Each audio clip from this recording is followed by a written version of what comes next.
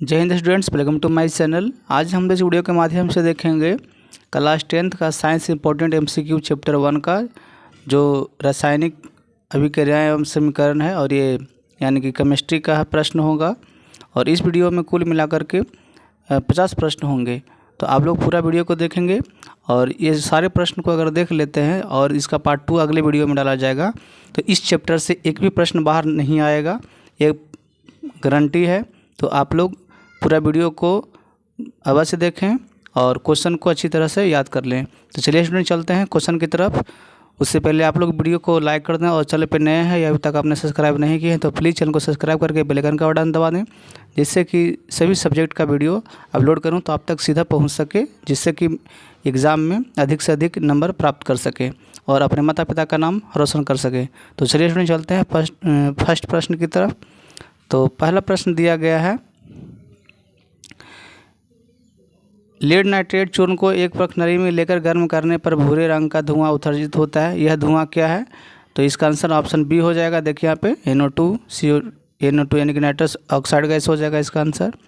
Next प्रश्न है दूसरा, CaCO3 टूटेगा तो कैल्शियम ऑक्साइड प्लस CO2 यानी कार्बन डाइऑक्साइड किस प्रकार की अभिक्रिया है? ये दिया गया है, रिएक्शन दिया गया है। तो इस किस प्रकार की अभिक्रिया है? तो इस प्रश्न का आंसर हो जाएगा आपका ऑप्शन बी, यानी कि ये अपघटन अभिक्रिया है, याद रखिएगा।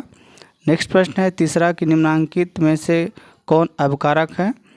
तो ये हो जाएगा आपका ऑप्शन डी, यानी कि हाइड्रोजन सल्फेट जो है सल्फाइड, ये हो जाएगा आपका अवकारक। नेक्स्ट प्रश्न है श्वसन किस प्रकार की रासायनिक अभिक्रिया है? तो श्वसन जो है ये उपचयन अभिक्रिया, यानी कि ऑप्शन ए हो जाएगा सही। नेक्स्ट प्रश्न है क्वेश्चन नंबर 5 में दिया गया है कि शरीर में भोजन का पाचन किस प्रकार की अभिक्रिया है? तो ये जो शरीर में भोजन के पाचन की जो प्रक्रिया होती है उस अभिक्रिया को हम लोग कहते हैं ऑक्सीकरण, याद रखना है। तो ऑप्शन बी सही हो जाएगा। नेक्स्ट प्रश्न है निम्नलिखित में कौन ऑक्सीकारक है? तो इस प्रश्न का आंसर हो जाएगा आपका ऑक्सीजन, यानी कि O2। नेक्स्ट प्रश्न है भौतिक परिवर्तन है। भौतिक परिवर्तन क्या होता है? तो ये अस्थायी परिवर्तन होता है, इसका आंसर ये हो जाएगा। नेक्स्ट प्रश्न निम्नांकित में कौन ऑक्सीकरण प्रक्रिया नहीं है? तो ये अवक्षेपण जो है ये ऑक्सीकरण क्रिया नहीं है, बाकी दहन, श्वसन, भोजन का पचना ये सब क्या है? ऑक्सीकरण क्रिया है। नेक्स्ट प्रश्न है 2Mg + O2 मिलकर के 2MgO, यह किस प्रकार की अभिक्रिया का उदाहरण है? तो ये आपका आंसर हो जाएगा संयोजन अभिक्रिया, यानी कि दो मिलकर के एक अभिक्रिया का निर्माण कर रहा है, तो इसलिए हो जाएगा ये संयोजन अभिक्रिया। नेक्स्ट प्रश्न है अंगूर का किण्वन करना एक क्या है? तो ये है रासायनिक परिवर्तन, याद रखना है कि अंगूर का किण्वन क्या है? तो रासायनिक परिवर्तन है। नेक्स्ट प्रश्न है लीड नाइट्रेट तथा पोटेशियम आयोडाइड के विलयन को मिलाने पर अवक्षेप बनता है, इस अवक्षेप का रंग है क्या होता है इस अवक्षेप का रंग? तो इसका रंग पीला होता है, याद रखना है। इसका रंग क्या होता है? तो पीला, यानी कि पीला, येलो। नेक्स्ट प्रश्न है निम्नलिखित में से कौन रिडॉक्स अभिक्रिया है? तो इसका आंसर हो जाएगा ऑप्शन ए, यानी कि H2 + Cl2 arrow 2HCl। Next प्रश्न है 13वां प्रश्न है कि कॉपर चूर्ण को वायु से में गर्म करने पर उसके सतह पर कॉपर ऑक्साइड की एक परत जम जाती है, तो इस परत का रंग कैसा होता है? इस परत का जो रंग होता है स्टूडेंट्स ये काला होता है, याद रखिएगा। ऑप्शन बी सही हो जाएगा इसका। नेक्स्ट प्रश्न है कि मैग्नीशियम के रिबन को रेगमाल से रगड़कर दहन प्रक्रिया की जाती है, क्यों ऐसा किया जाता है? क्योंकि ये आंसर हो जाएगा आपका ऑप्शन बी, यानी कि मैग्नीशियम रिबन की सतह पर मैग्नीशियम ऑक्साइड की पतली परत को हटाया जाता है। नेक्स्ट प्रश्न है 15वां प्रश्न कि नमक के घोल में सिल्वर नाइट्रेट का घोल डालने पर दही जैसा अवक्षेपण उत्पन्न होता है, यह कौन सी क्रिया है? तो इसका आंसर हो जाएगा ऑप्शन सी, यानी कि अवक्षेपण अभिक्रिया है। नेक्स्ट प्रश्न है 16वीं मैग्नीशियम के दहन के फलस्वरूप मैग्नीशियम ऑक्साइड प्राप्त किया जाता है, तो इस ऑक्साइड का रंग कैसा होता है? तो इसका आंसर हो जाएगा आपका सी, यानी कि उजला। नेक्स्ट प्रश्न है जिस अभिक्रिया में अवक्षेपण का निर्माण होता है, इनके अवक्षेप का निर्माण होता है, उस अभिक्रिया को क्या कहा जाता है? तो उस अभिक्रिया को अवक्षेपण अभिक्रिया कहा जाता है। नेक्स्ट प्रश्न है निम्नलिखित में कौन ऑक्सीकारक नहीं हो सकता है? तो ये देखिए हाइड्रोजन जो है ये ऑक्सीकारक नहीं हो सकता है, याद रखना है। नेक्स्ट प्रश्न है 19वीं रासायनिक अभिक्रिया का संक्षिप्त रूप, सांकेतिक रूप, पूर्ण रूप क्या होता है? क्या होता है ये? तो रासायनिक अभिक्रिया जो अभिक्रिया का होता है ये संक्षिप्त रूप होता है, याद रखना है। नेक्स्ट प्रश्न है संगमरमर का रासायनिक सूत्र क्या है? तो संगमरमर का रासायनिक सूत्र होता है कैल्शियम कार्बोनेट यानी कि CaCO3। नेक्स्ट प्रश्न है निम्नांकित में कौन ऑक्सीकारक नहीं है? तो इसका आंसर हो जाएगा ऑप्शन डी यानी कि अपक्षेपण। नेक्स्ट प्रश्न है अगर किसी रासायनिक अभिक्रिया में हाइड्रोजन का अनुपात बढ़ जाए या ऑक्सीजन का अनुपात घट जाए तो ऐसी अभिक्रिया क्या कहलाती है? तो ये अपचयन कहलाती है यानी कि ऑप्शन सी सही हो जाएगा। नेक्स्ट प्रश्न है सूरज के प्रकाश की उपस्थिति में पौधे CO2 और जल के से अपना भोजन यानी कि ग्लूकोज तैयार करते हैं। यह निम्न में से कौन सी क्रिया है? तो ये जो क्रिया है प्रकाश रासायनिक अभिक्रिया है यानी कि ऑप्शन डी सही हो जाएगा इसका आंसर। नेक्स्ट प्रश्न है निम्नांकित में कौन सूर्य प्रकाश अपघटित हो जाता है? निम्नांकित में से कौन जो है सूर्य प्रकाश अपघटित हो जाता है? तो इसका आंसर हो जाएगा आपका सिल्वर ब्रोमाइड यानी कि AgBr। नेक्स्ट प्रश्न है चूना पत्थर को ऊष्मा देने पर कैल्शियम ऑक्साइड और कार्बन डाइऑक्साइड प्राप्त होता है। इस अभिक्रिया को क्या कहा जाता है? तो इस अभिक्रिया को वियोजन अभिक्रिया कहते हैं यानी कि ऑप्शन सी सही हो जाएगा। नेक्स्ट प्रश्न है अगर गर्म CuO यानी कॉपर ऑक्साइड पर हाइड्रोजन गैस प्रवाहित किया जाए तो परत किस रंग का हो जाएगा? तो इसका आंसर हो जाएगा आपका ऑप्शन सी यानी कि भूरे रंग का हो जाएगा। नेक्स्ट प्रश्न है श्वेत सिल्वर क्लोराइड सूर्य के प्रकाश में धूसर रंग का हो जाता है, ऐसा क्यों होता है? तो सिल्वर क्लोराइड का जो वियोजन होता है, जो सिल्वर क्लोराइड का वियोजन Ag यानी कि सिल्वर और क्लोरीन में होता है, इसलिए ऐसा होता है। इसका आंसर ये हो जाएगा। नेक्स्ट प्रश्न है उपचयन अपचयन अभिक्रिया को क्या कहते हैं? तो इसका आंसर हो जाएगा रेडॉक्स अभिक्रिया। नेक्स्ट प्रश्न है मैग्नीशियम रिबन के वायु में दहन के फलस्वरूप श्वेत पदार्थ मैग्नीशियम ऑक्साइड बनता है। इस प्रक्रिया में इस अभिक्रिया में मैग्नीशियम क्या होता है? तो इस हो जाता है उपचयन। इसका ऑप्शन बी हो जाएगा। नेक्स्ट प्रश्न है संक्षारण किस प्रकार की अभिक्रिया है? तो संक्षारण जो होती है उपचयन अभिक्रिया होती है यानी कि ऑप्शन डी सही हो जाएगा। नेक्स्ट प्रश्न है मैग्नीशियम रिबन का वायु में दहन एक क्या है?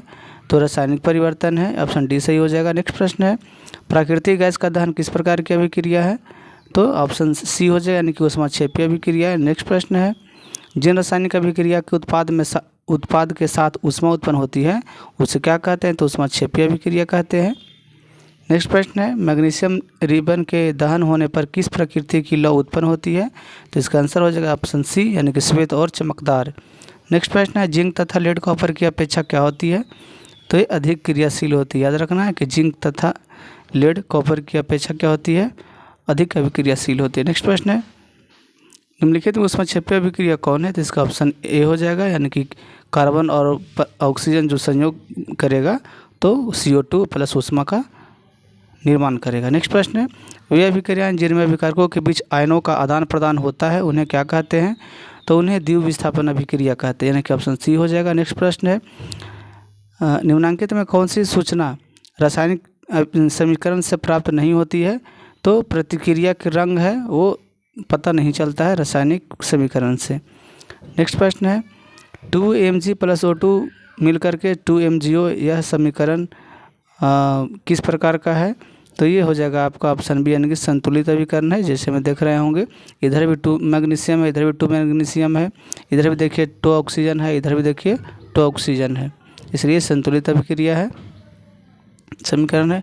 नेक्स्ट प्रश्न है बेरियम हाइड्रोक्साइड और अमोनियम क्लोराइड को 2:1 के अनुपात में मिलाने पर पात्र ठंडा हो जाता है, तो यह किस अभिक्रिया का उदाहरण है? तो इस प्रश्न का आंसर हो जाएगा आपका ऑप्शन बी यानी कि ऊष्माशोषी अभिक्रिया का उदाहरण है।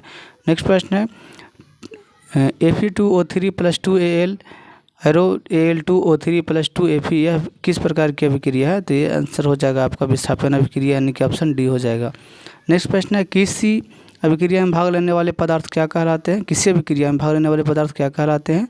तो जो अभिक्रिया में भाग लेते हैं उसको हम लोग कहते हैं अभिकारक यानी कि ऑप्शन सी सही हो जाएगा। नेक्स्ट प्रश्न है निम्नांकित में कौन सही नहीं है? तो इसका आंसर हो जाएगा आपका ऑप्शन बी ऊष्माक्षेपीय अभिक्रिया में ताप का शोषण होता है, ये सही नहीं है। नेक्स्ट प्रश्न है अभिक्रिया CO + H2 arrow Cu + H2O में किसका अपचयन होता है? तो इसका आंसर हो जाएगा ऑप्शन बी यानी कि कॉपर ऑक्साइड का अपचयन होता है। नेक्स्ट प्रश्न है वह अभिक्रिया जिसमें 2 से अधिक ऑक्सीकारक मिलकर एकल उत्पाद का निर्माण करते हैं उसे क्या कहते हैं? तो उसे संयोजन अभिक्रिया कहते हैं यानी कि ऑप्शन बी हो जाएगा। नेक्स्ट प्रश्न है कि जब अभिकर्मक टूटकर छोटे छोटे उत्पाद उत्पन्न करते हैं तो इसे क्या कहते हैं? तो इसको वियोजन अभिक्रिया कहते हैं, कि ऑप्शन ए सही हो जाएगा। नेक्स्ट प्रश्न है निम्नांकित में कौन सी अभिक्रिया के युग्म हमेशा साथ साथ होते हैं? तो इसका आंसर हो जाएगा आपका ऑप्शन डी, यानी कि उदासीनीकरण और विस्थापन। नेक्स्ट प्रश्न है नीचे दी गई अभिक्रिया के संबंध में कौन सा कथन असत्य है? अभिक्रिया दिया गया है 2PbO प्लस, ये जो सॉलिड है और ये कार्बन है वो भी सॉलिड है। एरो दिया गया है 2Pb, ये भी सॉलिड है, और प्लस CO2 जो है ये गैस है। तो ये सत्य असत्य कौन सा है? तो इसका आंसर हो जाएगा आपका ऑप्शन डी, यानी कि इनमें से सभी क्या असत्य है, याद रखना है। नेक्स्ट प्रश्न है कॉपर सल्फेट के घोल में लौह चूर्ण डालने पर क्या पृथक होता है? तो इसका आंसर हो जाएगा ऑप्शन ए, यानी कि कॉपर सल्फेट के घोल में लौह चूर्ण डालने पर क्या अलग हो जाता है? पृथक मतलब अलग होता है, तो कॉपर अलग हो जाता है। नेक्स्ट प्रश्न है SO2 गैस ऑक्सीकारक है या अथवा यानी कि अवकारक? तो ये इसका आंसर हो जाएगा आपका ऑप्शन सी, ये दोनों है। SO2 जो गैस है ऑक्सीकारक और अवकारक दोनों होता है। नेक्स्ट प्रश्न है इस वीडियो में 85 प्रश्न थे, तो आप लोग अभी तक वीडियो को लाइक नहीं किए होंगे तो लाइक कर दें, और अपने दोस्तों को 5 दोस्तों के पास कम से कम अवश्य शेयर करें, अधिक से अधिक जितना भी शेयर करें बहुत उसके लिए अच्छा ही होगा। और इस चैनल पे आप लोग के लिए बता दूं कि सभी सब्जेक्ट का अभी फिजिक्स केमिस्ट्री बायो का, उसके बाद फिर और हिंदी इंग्लिश का भी, सोशल साइंस का भी वस्तुनिष्ठ प्रश्न अपलोड किया जाएगा। उसके बाद अंत में दीर्घोत्तरीय प्रश्न, लघुत्तरीय प्रश्न भी डाला जाएगा। तो आप लोग इस चैनल को सब्सक्राइब कर लें, जिससे कि जो भी वीडियो अपलोड करें सीधा आप तक पहुंच सके। चलिए स्टूडेंट चलते हैं, इस वीडियो में इतना ही। Thank you. जय हिंद, जय भारत।